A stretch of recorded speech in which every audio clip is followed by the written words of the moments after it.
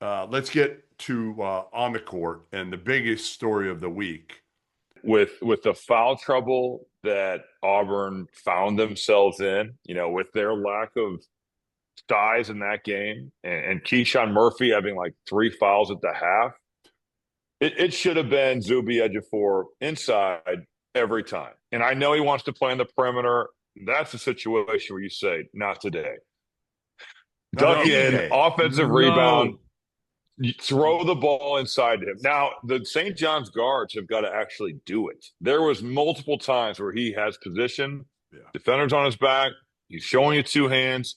That thing's got to get zipped inside, and it But never who, would. Rob?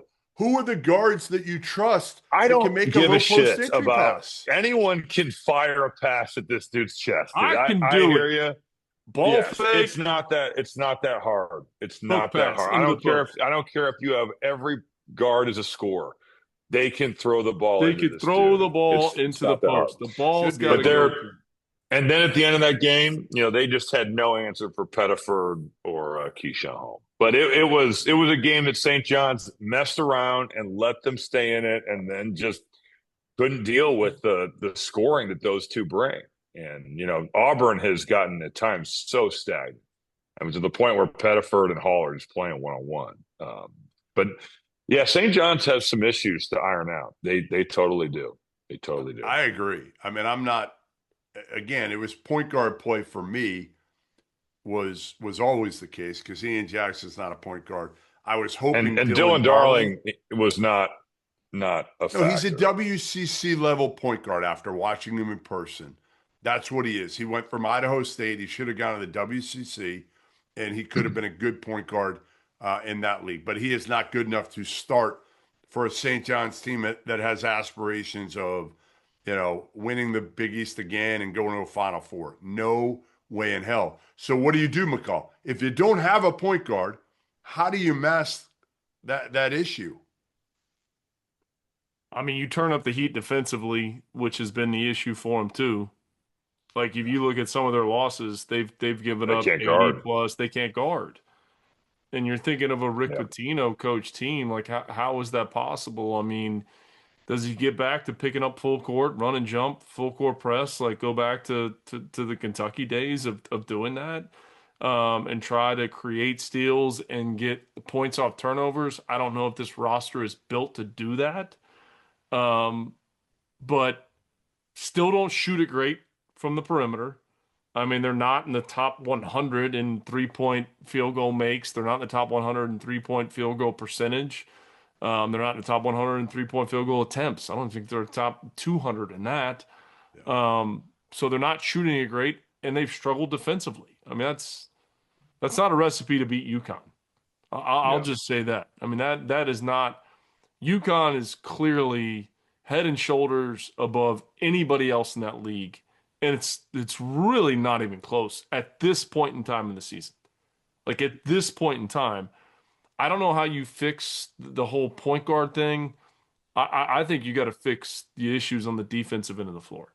Like you got to fix that. And to Robbie's point, like Zuby has to swallow his pride a little bit at some point in time and say, "Look, I'm trying to be a pro. I want to prove to everybody that I can shoot threes and I can play on the perimeter and do all this."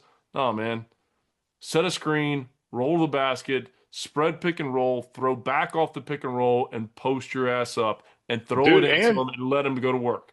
And be the Matt, most physical guy on the floor.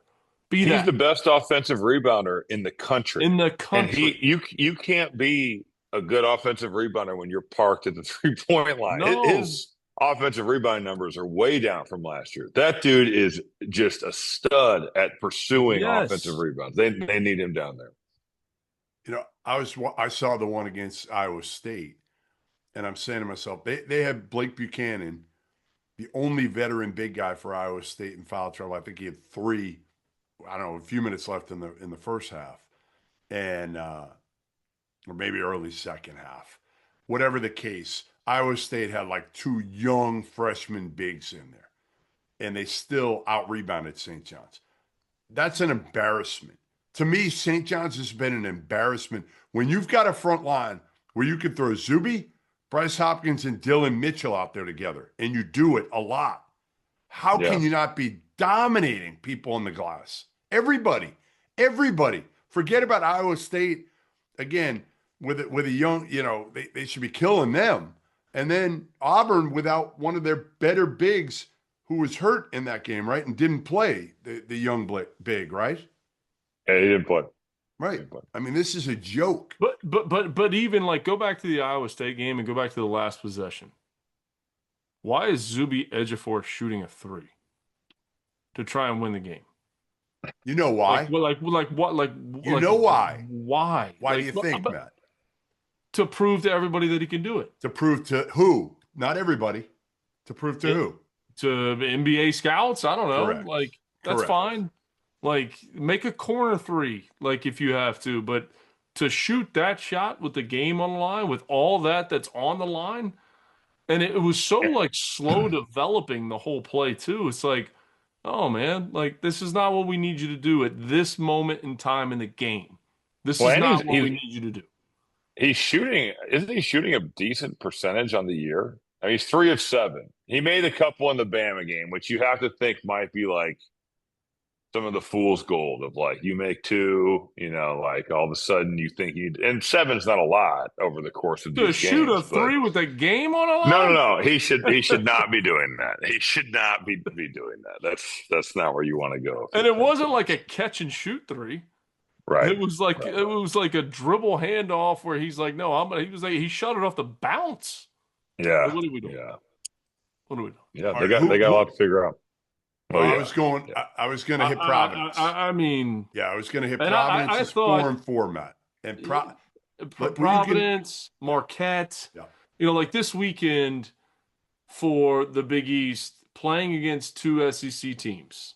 Like when you think about it, Providence playing against Florida, Marquette playing against Oklahoma. You're like, okay, these are 2 gettable games. I mean, I think Florida's clearly way better than Providence, but it's a neutral site. It's out in California. You could get it. Like, you could win the game. You could get hot, make some shots. Oklahoma, I know it's Porter Moser was, like, back in Chicago. It was like, first of all, I don't understand why that game was being played at UIC. I have no idea why they were playing that game there. But, you don't like UIC Stadium? I just don't know why the game was being played. Not a shot on UIC by any means. Like but like why was that game being played? That's a random location here. It was so random. But it was Wintrust Arena would have been good for it. Was a one possession game. It was a one possession game. And Marquette had the ball to win and got off a terrible shot. So you're thinking at the Big East, you're like, okay, these are 2 gettable games, and you didn't get either one. And UConn flexing their muscles is 2 notches right now above anybody else in that league. Like 2. Right. St. John's is going to be there. St. John's will be in the NCAA tournament. You're high on Georgetown, and then they don't perform well down in Orlando. Nope. Right? Like they don't play great. I mean, is it Butler? Should we be giving Dad Modest some more love? Is it DePaul? No, Butler has probably been the biggest surprise out of that league. Seton Hall too. Shaheen Holloway. I will say for St. John's, how big is that game on December 20th against Kentucky? Because right now their best win is Baylor. They need Kentucky to be good. They need Kentucky to beat Gonzaga.